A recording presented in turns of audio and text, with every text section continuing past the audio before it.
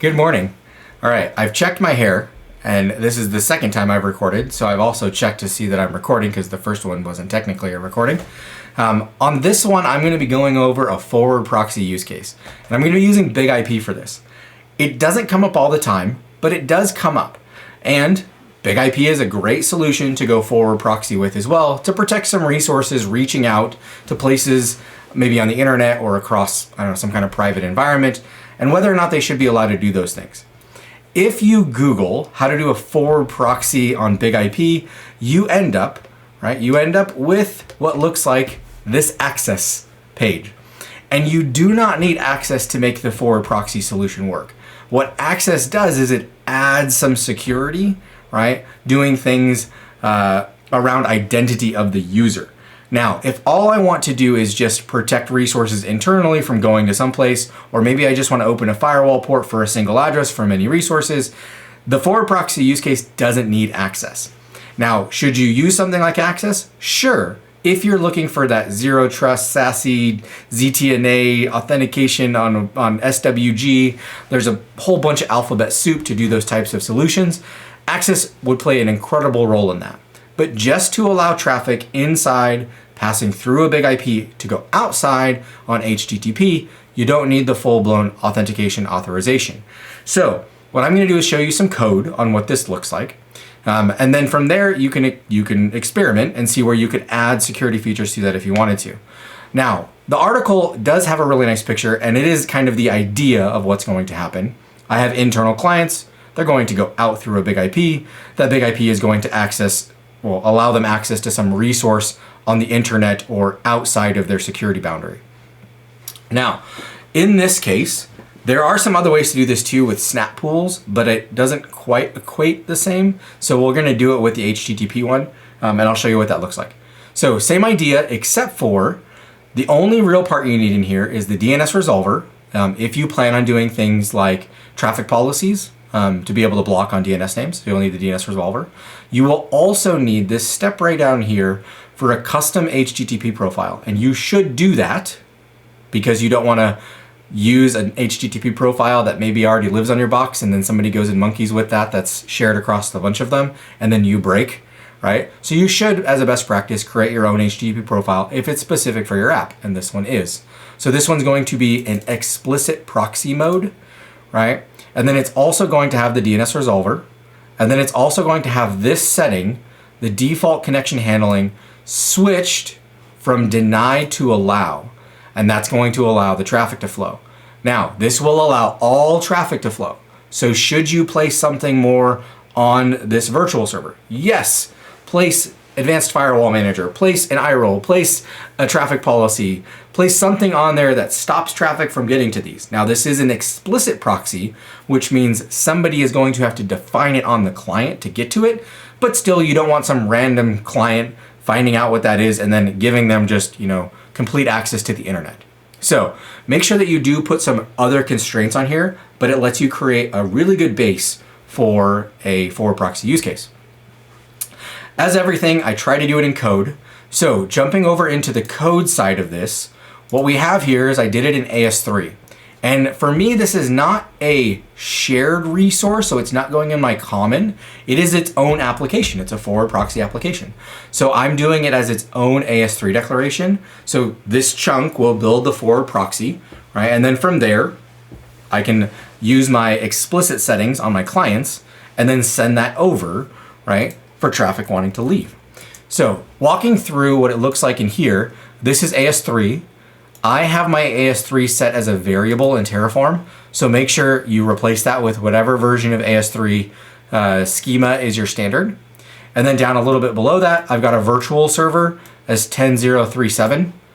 It should make sense, but you need to set that to some virtual server address that your clients will be able to talk to. I'm using a port, and it's the standard proxy port, so 3128.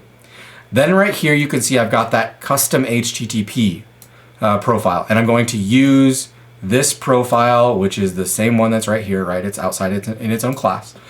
The settings from that article, I'm using the explicit. I'm using the DNS resolver that's already on my box. AS3 does not let you create AS3 resolvers because it's a box level item, right? That's more of a declarative onboarding resource than it is an AS3 resource. So you need to create that outside of this declaration and then reference it.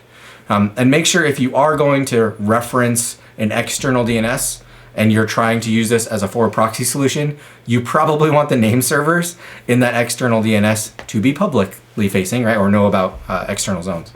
And then this last setting is that default connection allow. That's switching it from deny to allow so traffic will actually flow. So here's my AS3 declaration. It's 30 lines of code. It's super easy. What this will do is it'll create on the BIG-IP a partition called forwardProxy, right? So that lines up, forwardProxy. And then over in here, we can see the description and the address. So 10037, if I click through here, it's going to use the defaults for the service HTTP, right? Which means no TLS is needed. It's going to set the progressive side. It's got that custom HTTP profile, right? As it's living right there. Again, no TLS, I don't need any of that. I do have it set for it's set for all VLANs and AutoMap. So you can narrow that down, and you probably should narrow it down onto one side of the BIG-IP where the traffic should actually be. We'd consider it like an inside interface, right, or an internal interface. So once this is up and it's here, now I've got this, and I've also created that HTTP profile. And again, the only settings in there are to reference the pre-existing DNS resolver and then to set the default connection handling to allow. So once this is all set, now I have a listener on the box. I can jump over into code and we can go look at that again. So inside my environment, I've got some Nginx servers running on Ubuntu that are behind the BIG-IP that are typically accessed via the reverse proxy mechanism. This is going to be a forward proxy. So on Ubuntu, you can specify environment variables to act as the proxy.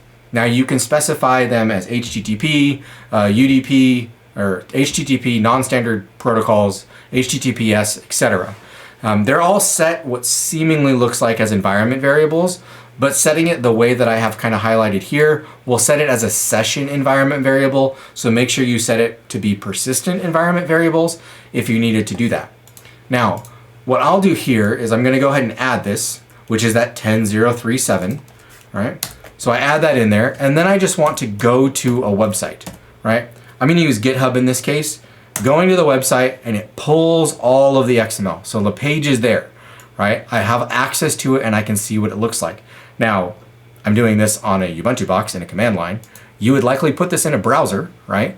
Or not in a browser, and then have the client just be using the HTTPS proxy to go pull things from like a repository or an update server, right? Something like that. Now, this is all allowed in here. And let's see what it looks like if I configure it wrong. So here's that same export, but I'm gonna set it to 3017, right? Which is not a working VIP. So I'll set it to this, and then I try that again. Oop, I said it twice, there we go. I try that again, and it just doesn't work, right? Because there's nothing here that says 3.17 in my environment is even alive. So I'm gonna set it back to 7.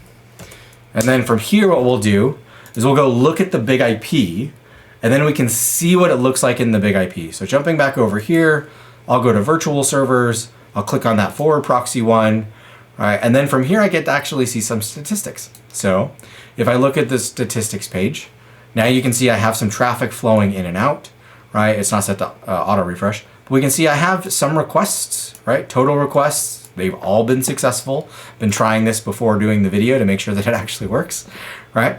And then as I go up, so let's do that again. I'll do another request from the Linux box, and then I'll just refresh this page. All right, so we'll do the refresh, and now it's at refresh. There we go. And now it's at 12. So it's going up and up and up and up. Now, if I want to show you that this one is actually taking that traffic, for one, we already saw that kind of by misconfiguring the proxy setting. But if I go to the virtual server, all right, and we'll go to the virtual server and we'll just disable it. So say today, I don't want anybody in my environment to be able to get out. Now I can disable it. And then if I jump back over to VS Code and I try to make this request, boop, it's connection refused immediately because the VIP is down, right? It's not a couldn't find it like you saw earlier when I tried it at 17, it's just down. So I'm going to re-enable it, show it again. So I'm going to re-enable it on the Chrome side. So we'll go into here, enable, right? And then we'll go back into, where is VS Code, right? And then from here I can make that request again and everything's opened up. Now, is there different ways that you could do this? Absolutely. There are many forward proxy solutions, although most of them have moved over into something like that SASE, ZTNA, or Zero Trust, or SWG style solutions that are all really around who you are, right? What action you're trying to do. This is more of a boundary. So I'm creating this boundary and allowing traffic to come in and out. Now, you should put things like AFM or firewall rule sets on that forward proxy VIP. You could then do it for source destination addresses, right? Allowing sources to talk to it or not. You could also put things on there like traffic policies or traffic intelligence, which gets you analytics of what things people are browsing to, or what URLs they're allowed to browse to, right? You can do allow or deny lists. So there's lots of stuff you can build on top of a forward proxy solution, but a lot of times people think, oh, my BIG-IP does this reverse proxy protection. And that's very traditional. The BIG-IP loves to be an application, protection endpoint, but it can also go out, acting as that forward proxy solution. So in this case, I've built out the forward proxy. I'll put the code somewhere in the comments, right, at some point. Also the link for the APM piece. If you have any issues with the solution, go ahead and open up, or have any questions about the solution, go ahead and open up an issue and I'll share that with you. Location for where the code lives. I'll go over that one last time just to make sure that we all know where that is. Under the repository, it's BIG-IP, Terraform, configuration, right? This is considered for me an application. So that application is AS3 and it's an HTTP application, because there's no S, right?